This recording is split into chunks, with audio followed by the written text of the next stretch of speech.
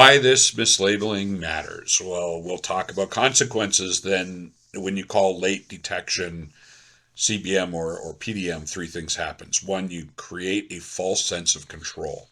Leadership thinks you have early warning, but you don't. And really, that's what's killing our industry right now.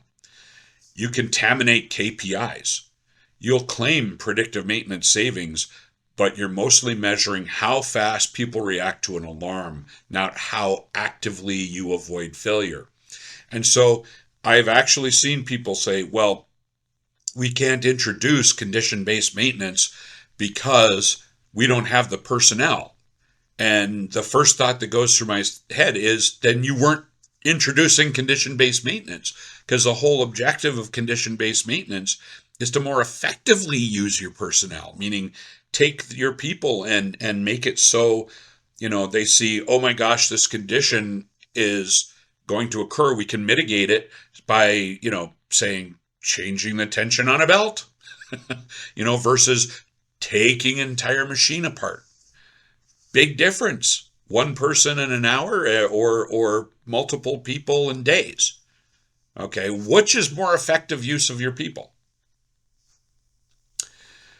Okay, so third, you turn reliability science into marketing theater. And this is what really pisses me off, right? So I've been pretty direct about this.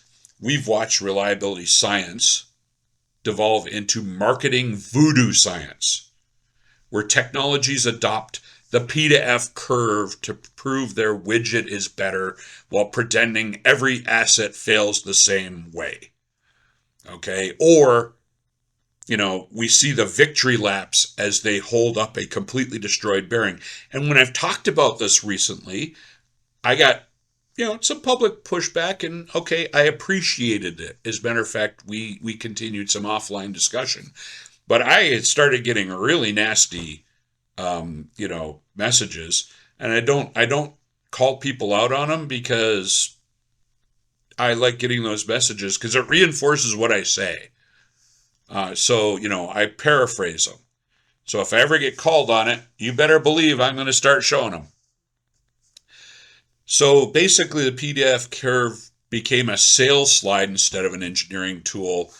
And my confession is I'm the first one to have done it in a reliable web conference back in like 2002, 3, or 4, something like that. I'll have to go find it. I think 2002 was on the slide deck, and I'd used it before for something similar, but really more towards what it was meant for. But I was using it to sell an instrument, and I fell into that trap. So the real litmus test is, can you act in time? So here's the simplest test. If the alert arrives too late to plan parts, labor, and a controlled outage, then it isn't condition-based maintenance or predictive maintenance.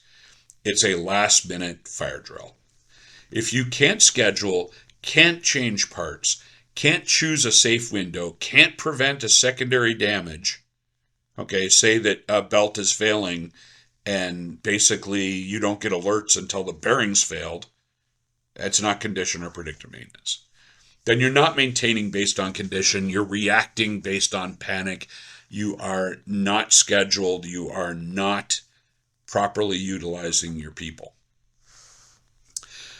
So what should a condition-based maintenance system do? For a system to qualify as CBM, it must detect a meaningful indicator in the P zone for the type of failure that you're trying to detect.